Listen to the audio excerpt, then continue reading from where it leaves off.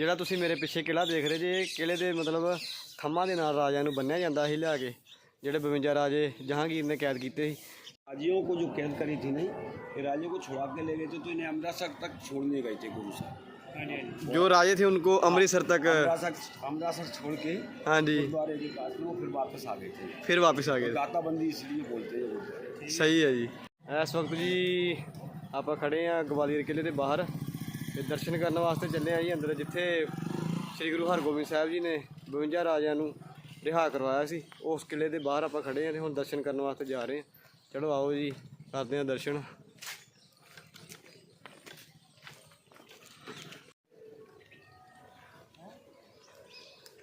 देखो जी किला। अच्छा जी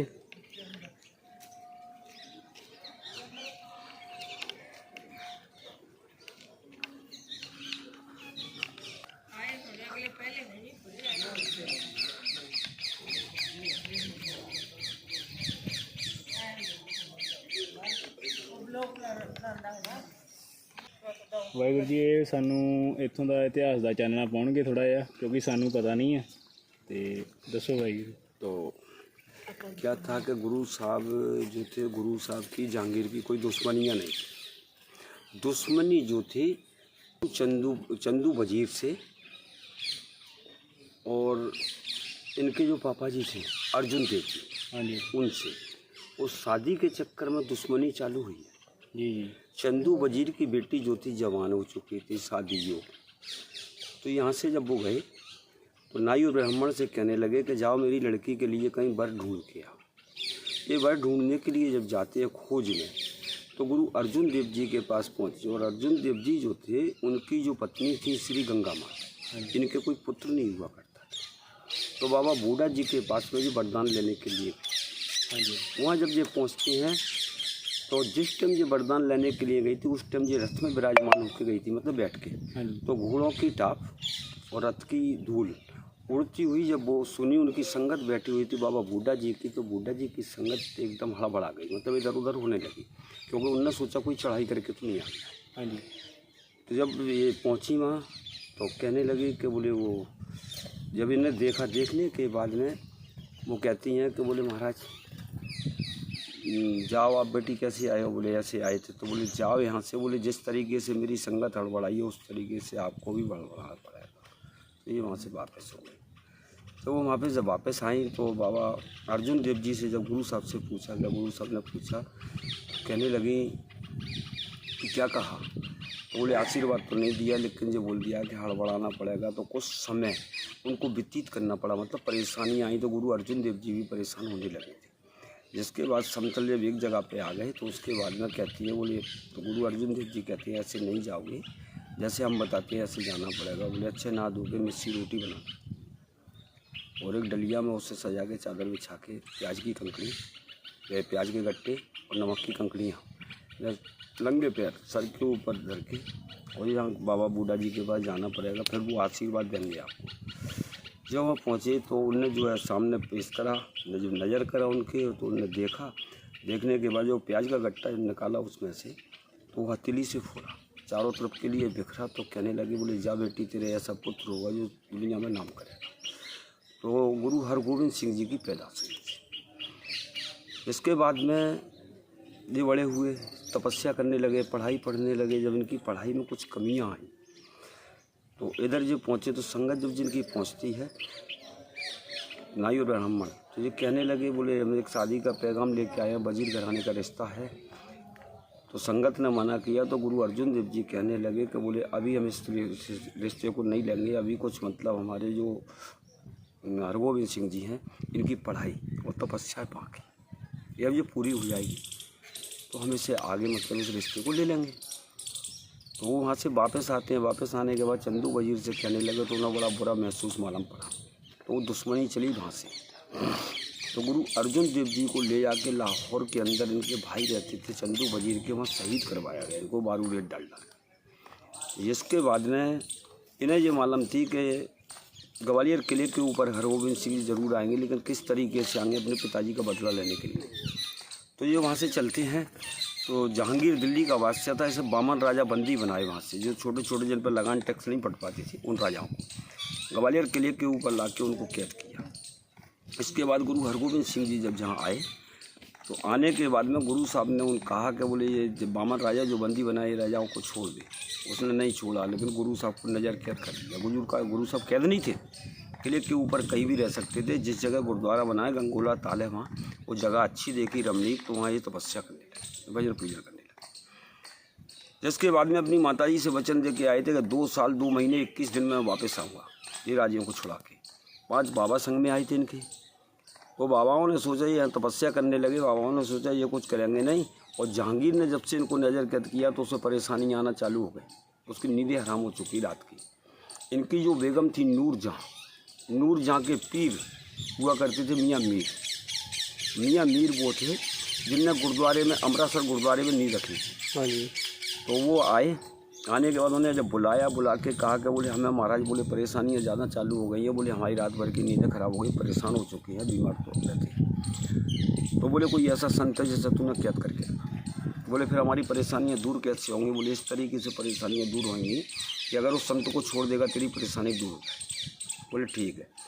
गुरु साहब को बुलाया तो 2 साल 2 महीने 19 दिन हो रहे थे। इन्हें बुलाने के बाद में इनसे कहते हैं महाराज मेरी तरफ से रिहा हो चुके, जहाँ से आप आए हो वहाँ जा सकते हो।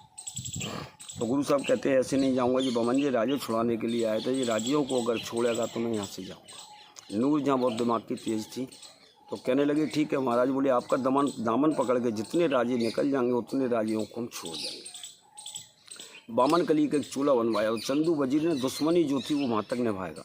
टेलर के बाद जब वो चूल्हा पहुँचा बनवाने के लिए गया तो उस टेलर से कहता है कि इसके अंदर बारूद भरना है, बारूद भर के चूल्हे को बनाना है, बारूद से बारूद टकराएगी तो आग लगेगी। गुरु साहब जब इस चूल्हे को पहनेंगे तो उनमें आग लगती चली जाएगी तो रस्सी जल जाएगी। इस तरीके से टेलर ने 2 चूल्हे बनाई, एक चूल्हे में बारूद फिट करा और बारूद फिट करने के बाद में वो चूल्हा, और जिस दिन वो देने के लिए आया उस दिन कहता है कि महाराज अगर मैं अगर चंदू वजीर की बात ना मानता तो मुझे मरना था, और आप एक के धर्म स्थल में हो, इसलिए मैंने जो चूल्हा बनाया चंदू वजीर बादशाह के सामने जो चूल्हा आपको देगा उस चूल्हे को स्वीकार कर लेना, लेकिन स्वीकार करने के बाद में बादशाह से कहना है कि ऐसे तेरे को ही पहनना पड़ेगा चंदू।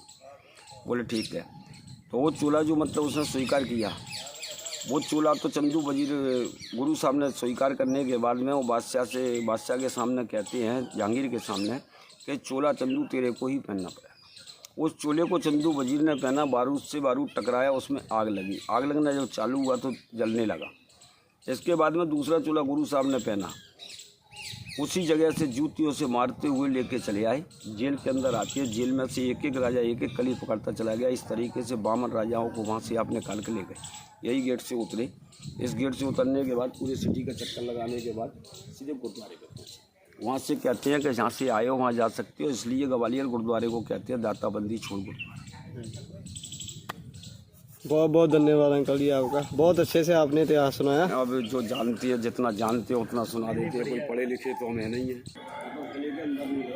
आंਦੇ ਜੀ ਦੱਸਦੇ ਆ ਵੀ ਔਰੰਗਜ਼ੇਬ ਜਦੋਂ ਆਇਆ ਸੀ ਨਾ ਇੱਥੇ ਤੇ ਇੱਥੇ ਆ ਕੇ ਉਹਨੇ ਨਮਾਜ਼ ਪੜ੍ਹੀ। ਆ ਜਿਹੜਾ ਤੁਸੀਂ ਦੇਖ ਰਹੇ ਜੀ ਬਣਿਆ ਵਾ, ਇੱਥੇ ਨਮਾਜ਼ ਪੜ੍ਹ ਕੇ ਤੇ ਕਿਲੇ ਦੇ ਅੰਦਰ ਨਹੀਂ ਗਿਆ, ਇੱਥੋਂ ਹੀ ਪਿੱਛੇ ਨੂੰ ਮੁੜ ਗਿਆ ਸੀ, ਇੱਥੋਂ ਅੰਦਰ ਨੂੰ नहीं गया।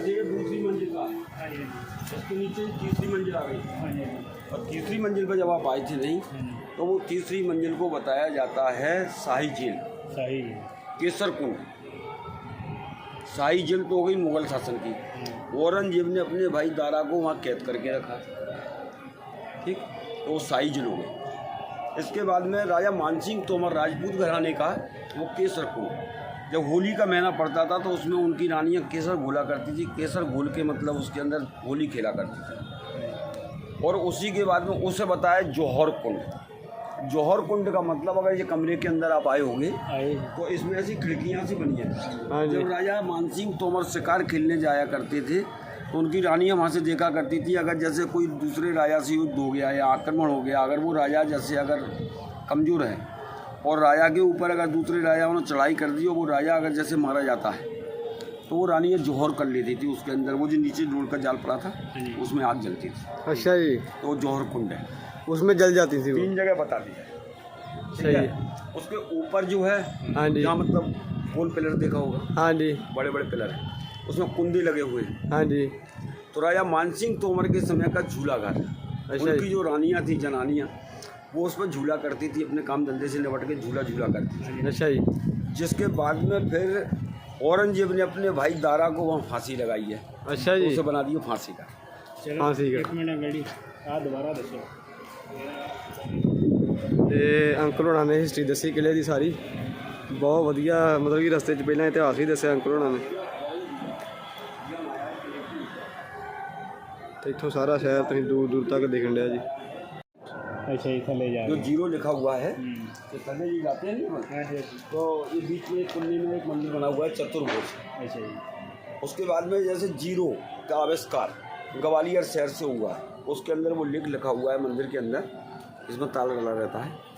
तो जीरो का मतलब निर्माण जहाँ से हुआ है ग्वालियर से। ਠੀਕ ਠੀਕ ਠੀਕ ਵੇਖ ਲਓ ਜੀ ਆ ਇੱਧਰ ਦਾ ਇਤਿਹਾਸ ਹੈ ਵੀ ਜ਼ੀਰੋ ਵੀ ਜਿਹੜੀ ਹੈ ਉਹ ਇੱਥੋਂ ਯਾਦ ਹੋਈ ਹੈ, और ਪਹਿਲਾਂ ਨਹੀਂ ਜ਼ੀਰੋ ਹੋਈ। यहाँ नौअंक हुआ करते थे। ਠੀਕ ਠੀਕ जिसके बाद में फिर आए तोमर।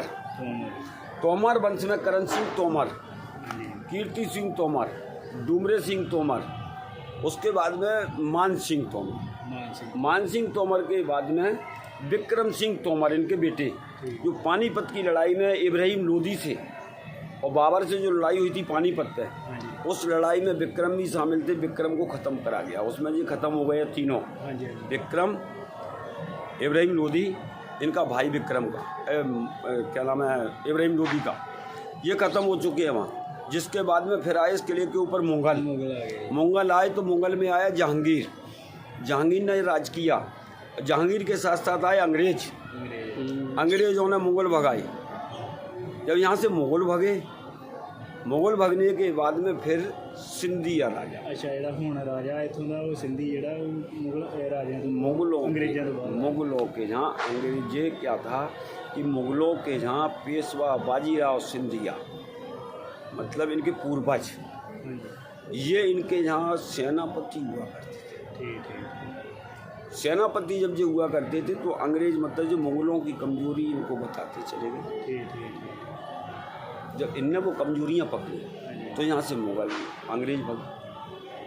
अंग्रेज जब यहाँ से भगे तो फौज ने सोचा कि हम राजा किससे बनाएंगे, हाँ जी तो आखिरी राजा पेशवा बाजीराव सिंधिया को बने, आखिरी राजा। ਤੇ ਜਿਹੜਾ ਹੁਣ और ਰਾਜਾ ये ਹੈ जो ਉਹਨਾਂ राजा ਦਾ बने थे ये राजा सिटी के, ठीक ठीक शहर के अंदर के। तो शहर में इनका राज हुआ है। ग्वालियर किले के ऊपर स्कूल है इनका, गुरुद्वारे के लेफ्ट राइट ठीक है, में। हाँ जी ਜਿਹੜਾ ਸਕੂਲ ਬਣਿਆ हाँ, तो वो स्कूल इनका है सिंधिया जी का। ठीक ठीक ऐसे बहुत राजा आए, बहुत राजा चले गए। ठीक ठीक तो इसके बाद आखिरी के राजा जय बन के रह गए। ठीक है फिर ये पुरातत्व विभाग में तो जो बाहर का जो हिस्सा आपने देखा था ये सेंट्रल गवर्नमेंट, अंदर जाके स्टेट गवर्नमेंट, सामने जो हिस्सा है हाँ जी हाँ जी स्टेट गवर्नमेंट का।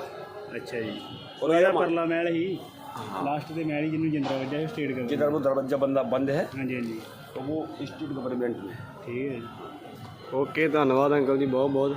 ਅੰਕਲ ਹੋਣਾ ਬਹੁਤ ਵਧੀਆ ਇਤਿਹਾਸ ਦੱਸਿਆ, ਸਮਝ ਵੀ ਲੱਗੀ ਜਿਹਦੀ ਸਾਨੂੰ। ਤੇ ਇਸ ਜਗ੍ਹਾ 'ਤੇ ਦੱਸਦੇ ਆ ਜੀ, ਜਿਹੜਾ ਔਰੰਗਜ਼ੇਬ ਆ ਜਦੋਂ ਆਪਣਾ ਗਵਾਲੀਅਰ ਕਿਲੇ ਦੇ ਬਾਹਰ ਪਹੁੰਚਿਆ ਗੇਟ 'ਤੇ, ਤੇ ਇਸ ਕਿਲੇ ਦੇ ਗੇਟ ਦੇ ਬਾਹਰ ਹੀ ਇਸੇ ਜਗ੍ਹਾ 'ਤੇ ਜਿੱਥੇ ਤਾਂ ਤੁਸੀਂ ਦੇਖ ਰਹੇ ਜੇ ਆ ਬਣੀ ਆ, ਇੱਥੇ ਬੈਠ ਕੇ ਉਹਨੇ ਆਂਦੇ ਨਮਾਜ਼ ਪੜ੍ਹੀ ਆ। ਤੇ ਨਮਾਜ਼ ਪੜ੍ਹਨ ਤੋਂ ਬਾਅਦ ਜਦੋਂ ਸੂਰਜ ਢਲ ਗਿਆ ਤੇ ਬਾਅਦ 'ਚੋਂ ਇਸ ਗੇਟ ਤੋਂ ਹੀ ਪਿੱਛੇ ਨੂੰ ਮੁੜ ਗਿਆ। ਆਂਦੇ ਅੰਦਰ ਨਹੀਂ ਗਿਆ ਕਿਲੇ ਨੂੰ ਨਹੀਂ ਵੇਖਿਆ ਉਹਨੇ, ਤੇ ਇਸ ਗੇਟ ਤੋਂ ਹੀ ਆ ਥੱਲੇ ਨੂੰ ਰਾਹ ਜਾਂਦਾ ਵਾ, ਤੇ ਇੱਥੋਂ ਮੁੜ ਗਿਆ ਸੀ। ਉਹ ਆਂਦੇ ਆਹ ਵੇਖੋ ਥੱਲੇ ਨੂੰ ਜਾਂਦਾ ਰਸਤਾ, ਤੇ ਇੱਥੋਂ ਨੂੰ ਆਂਦੇ ਵੀ ਥੱਲੇ ਨੂੰ ਚਲ ਗਿਆ, ਵੇਖੋ ਰਾਹ ਜਾਂਦਾ, ਤੇ ਉੱਤੇ ਨਹੀਂ ਵੇਖਿਆ ਕਿਲਾ ਉਹਨੇ ਔਰੰਗਜ਼ੇਬ ਨੇ, ਤੇ ਵਾਪਸ ਮੁੜ ਗਿਆ ਸੀ ਦੱਸਦੇ ਆ। ਤੇ ਪੂਰੀ ਸਿਟੀ ਇੱਥੋਂ ਦੇਖ ਸਕਦੇ ਤੁਸੀਂ, ਦੇਖੋ ਕਿੰਨੀ ਦੂਰ ਤੱਕ ਫੈਲੀ ਹੈ ਸਿਟੀ। जो पिलर बने हुए हैं हाँ जी। वो पिलर बीच मतलब एक शंकर भगवान का मंदिर था। अच्छा जी। तो जहांगीर जब जहाँ आया था तो उसने वो पिलर है 82, अच्छा जी। लेकिन बमंजे राजे वो बांध दिए जाते थे, काम धंधे से निपट कर बमंजे राजे वहाँ बांध दिए, हवा खिलाने धूप खिलाने बांध दिए जाते थे, उनको दंड देने के लिए। दंड देने के लिए। दंड तो मतलब उनसे आज भी चक्कियाँ मक्कियाँ बनी हुई हैं जहाँ मतलब वो पुराने ज़माने में चक्कियाँ थी तो जहाँ वो आटा पीसा करते थे। हाँ जी। अजय महाराज उसके बाद में वहाँ से काम धंधे से निपट के जहाँ बांध दिए जाते थे पिलरों बीच। तो इस तरीके से गुरु साहब छुड़ा के तो वहाँ से ले गए थे। हाँ जी। लेकिन हवा खिलाने के लिए राजे वहाँ बांध दिए जाते थे। ठीक है जी। ਹੁਣ ਆਓ ਜੀ ਚੱਲਦੇ ਹਾਂ ਪਿੱਲਰਾਂ ਵੱਲ ਵੀ, ਪਿੱਲਰ ਵੀ ਦੇਖਦੇ ਹਾਂ। ਆ ਵਾਹਿਗੁਰੂ ਜੀ ਪਿੱਛੇ ਤੁਸੀਂ ਗੇਟ ਵੇਖ ਸਕਦੇ ਜੀ ਮੇਰੇ, ਇਹ ਗੇਟ ਦੇ ਰਸਤੇ ਜਦੋਂ ਸ਼੍ਰੀ ਹਰਗੋਬਿੰਦ ਸਾਹਿਬ ਜੀ 52 ਰਾਜਿਆਂ ਨੂੰ ਕੈਦ ਦੇ ਵਿੱਚੋਂ ਛੁਡਵਾਇਆ ਤੇ ਉਹਨਾਂ ਨੂੰ ਇਸ ਰਸਤੇ ਉਹ ਥੱਲੇ ਨੂੰ ਲੈ ਕੇ ਗਏ ਸੀ ਤੇ ਉਹਨਾਂ ਨੂੰ ਸੇਫਲੀ ਛੱਡ ਕੇ ਆਏ ਸੀ ਮਹਾਰਾਜ ਜੀ। ਤੇ ਅੱਗੇ ਆਓ ਹੁਣ ਉਹ ਥੰਮਾਂ ਦੇ ਦਰਸ਼ਨ ਕਰਦੇ ਆ, ਜਿਹੜੇ ਥੰਮਾਂ ਦੇ ਨਾਲ ਰਾਜਿਆਂ ਨੂੰ ਬੰਨ੍ਹਿਆ ਜਾਂਦਾ ਸੀ ਤੇ ਉਹਨਾਂ ਨੂੰ ਧੁੱਪ ਦੇ ਵਿੱਚ ਸਜ਼ਾ ਦਿੱਤੀ ਜਾਂਦੀ ਸੀ, ਧੁੱਪ ਦੇ ਵਿੱਚ ਬੰਨ੍ਹਿਆ ਜਾਂਦਾ ਸੀ ਉਹਨਾਂ ਨੂੰ। ਜਿਹੜਾ ਤੁਸੀਂ ਮੇਰੇ ਪਿੱਛੇ ਕਿਲ੍ਹਾ ਦੇਖ ਰਹੇ ਜੇ, ਕਿਲ੍ਹੇ ਦੇ ਮਤਲਬ ਥੰਮਾਂ ਦੇ ਨਾਲ ਰਾਜਿਆਂ ਨੂੰ ਬੰਨ੍ਹਿਆ ਜਾਂਦਾ ਸੀ ਲਿਆ ਕੇ, ਜਿਹੜੇ 52 ਰਾਜੇ ਜਹਾਂਗੀਰ ਨੇ ਕੈਦ ਕੀਤੇ ਸੀ ਤੇ ਇੱਥੇ ਉਹਨਾਂ ਨੂੰ ਧੁੱਪ ਦੇ ਵਿੱਚ ਬੰਨ੍ਹ ਕੇ ਤਸੀਹੇ ਦਿੱਤੇ ਜਾਂਦੇ ਸੀ। ਤੇ ਜਦੋਂ ਉਹ ਆਪਣਾ ਕੰਮ ਕੁੰਮ ਨਿਬੇੜ ਲੈਂਦੇ ਸੀ ਸਾਰਾ, ਜਿੱਦਾਂ ਚੱਕੀ ਪੀਸ ਲਈ ਆ ਕੋਈ ਵੀ ਉਹਨਾਂ ਨੂੰ ਜਿਹੜੀ ਉਹਨਾਂ ਨੇ ਸਜ਼ਾ ਲਾਈ ਹੁੰਦੀ ਸੀ ਉਹ ਕਰਕੇ ਤੇ ਬਾਅਦ ਵਿੱਚ ਇੱਥੇ ਥੰਮਾਂ ਦੇ ਨਾਲ ਬੰਨ੍ਹਿਆ ਜਾਂਦਾ ਸੀ। ਤੇ ਉੱਤੇ ਖੂਹ ਵੀ ਆ ਜੀ। ਹੈਲੋ ਬਾਈ, ਤੁਹਾਨੂੰ ਆਪਾਂ ਵਿਖਾਉਂਦੇ ਹਾਂ ਜਿੱਥੇ ਰਾਜਿਆਂ ਨੂੰ ਥੰਮਾਂ ਦੇ ਨਾਲ ਬੰਨ੍ਹਿਆ ਜਾਂਦਾ ਸੀ, ਉੱਤੇ ਉਹਨਾਂ ਨੂੰ ਸਜ਼ਾ ਦਿੱਤੀ ਜਾਂਦੀ ਸੀ ਧੁੱਪ ਦੇ ਵਿੱਚ ਬੰਨ੍ਹ ਕੇ ਤੇ ਪਿੱਲਰਾਂ ਦੇ ਨਾਲ ਬੰਨ੍ਹਿਆ ਜਾਂਦਾ ਸੀ ਉਹਨਾਂ ਨੂੰ।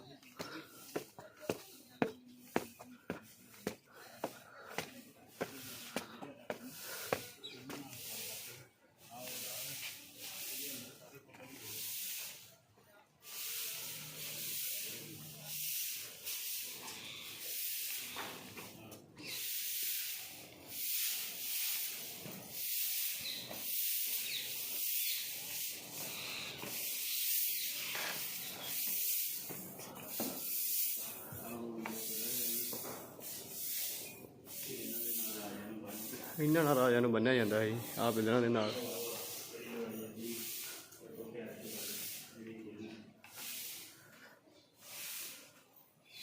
ਆਹ ਪਿੱਲਰਾਂ ਨਾਲ ਬੰਨ੍ਹਿਆ ਜਾਂਦਾ ਸੀ ਰਾਜਿਆਂ ਨੂੰ ਤੇ ਇੱਕ ਹਿਸਾਬ ਦੇ ਤਸੀਹੇ ਦਿੱਤੇ ਜਾਂਦੇ ਸੀ ਬੰਨ੍ਹ ਕੇ।